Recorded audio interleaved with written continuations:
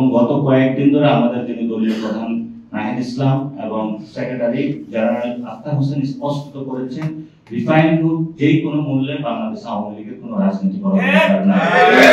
আরেকটা আলোচনা হলো বিভিন্ন জন বিভিন্ন ফরম্যাটে বিভিন্ন কথা বলে যাচ্ছে, কিন্তু এক্সাক্ট যে আলোচনা আমাদের ওইখানেও কিছু যে দ্বিতীয় যে পক্ষ রয়েছে তাদেরও কিছু কনসেন্টের বিষয় রয়েছে। আবার এদিকে সেনা সদর থেকে যে বক্তব্য এসেছে সেটা কিন্তু একটা মুখপাত্রের মাধ্যমে, আমরা আইএসপিআর এ পর্যন্ত কোনো এই ধরনের কোনো নিউজ এখনো দেখি নাই।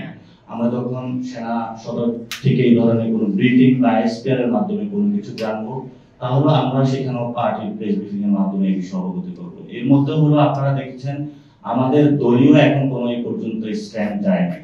ফলত বিভিন্ন পার্টির লিডাররা হলো বক্তব্য দিয়েছেন এবং সেনা সদর থেকেও আমরা দেখেছি হলো তাদের একজন মুখপাত্র যার নাম উল্লেখ করা হয়নি সেখান থেকেও একটি বক্তব্য এসেছে।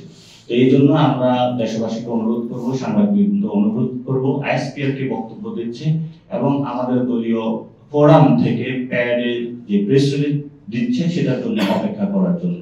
আমরা দুটো জায়গায় থেকে বক্তব্য আসার জন্য আমরা অপেক্ষা করতে হবে। নিষিদ্ধকরণ প্রশ্নে সেখানে আপনারা জানেন যে রিফাইন্ড আওয়ামী লীগ নিয়ে একটা কোশ্চেন এসেছিল।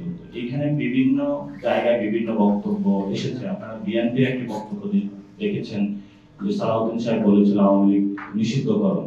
তো সেখানে নিষিদ্ধকরণ প্রশ্নে বা তাদের যে ইলেকশন কমিশনের যে নিবন্ধন প্রক্রিয়া সেই বাতিল ক্রমে কিন্তু মাঠে একটি আন্দোলন শুরু হয়েছে এবং সেই আন্দোলনের জায়গায় কিন্তু যখন মাঠে আন্দোলন শুরু হয় তখন কিন্তু মাঠে মিলিটারি ফোর্সও আছে এবং পুলিশ ফোর্স অ্যাক্টিভ আছে।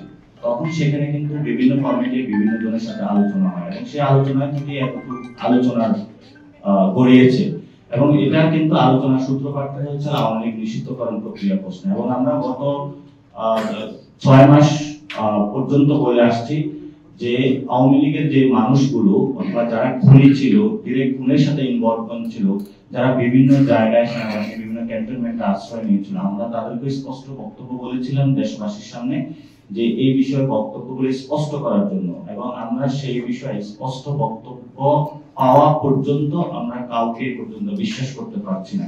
কারণ জনগণের জায়গা থেকে যারা বিভিন্ন জায়গায় খুন করে আশ্রয় নিয়েছিল তাদের বিষয়ে সুস্পষ্ট বক্তব্য আসা ছাড়া বাংলাদেশের যে বর্তমান যে সংকট রয়েছে তা থেকে আমাদের উত্তরণ করা সম্ভব নয়।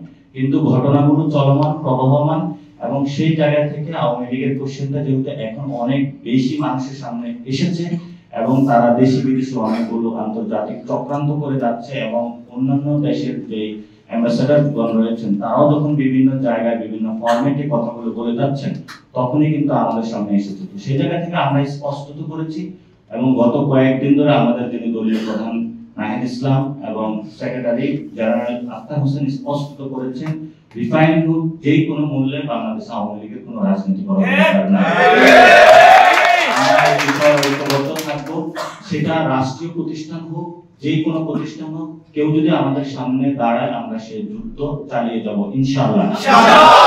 সেই ক্ষেত্রে সেনাবাহিনীর থেকে আমরাও তাদেরকে বলবো যে আপনারা দায়িত্বশীল আচরণ করুন, পলিটিক্যাল ম্যাটার পলিটিক্যাল যারা পার্সন দল রয়েছে তাদেরকে আপনারা ডিল করতে দেন এবং এখানে বিভিন্ন জায়গা থেকে যদি কোনো গোষ্ঠী বিভাজনের প্রচেষ্টা চালায় সেটা নিয়ে এনসিপি ঐক্যবদ্ধ ছিল, থাকবে এবং ভবিষ্যতে বাংলাদেশের পক্ষে কাজ করবে।